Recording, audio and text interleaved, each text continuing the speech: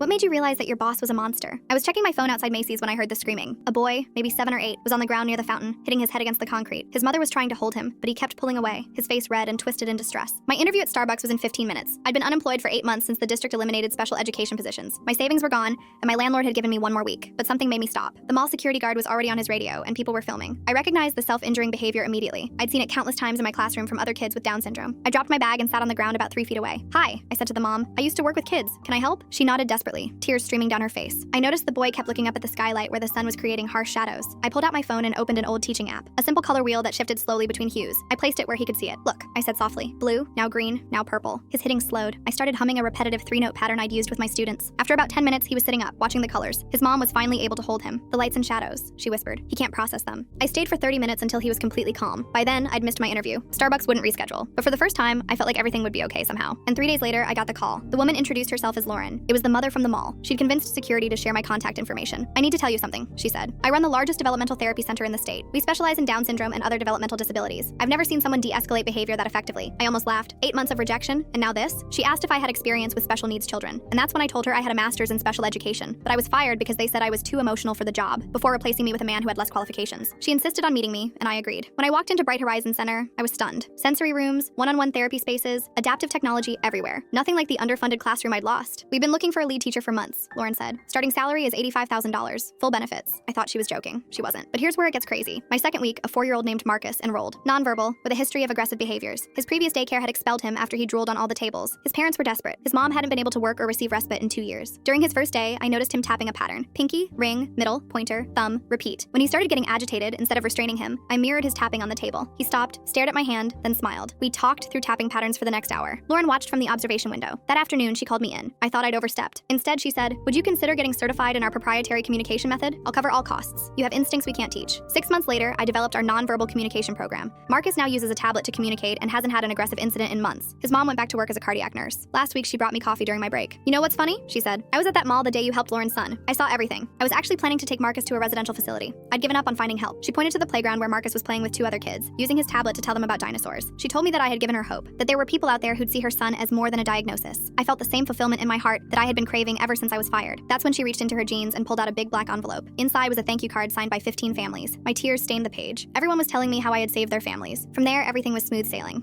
I thought I had found my people, until I was a few months in. One of the nonverbal kids was waiting for his mother to collect him, and Lauren was the only one in the room, keeping him company. I heard what sounded like a glass fall over, and peered through the window. I giggled. The kids can be clumsy sometimes. I expected Lauren to laugh too, or at least grab a paper towel, but instead, she slapped him on the elbow. "You're an effing waste of space," I heard her mutter under her breath. Full story on channel, link below.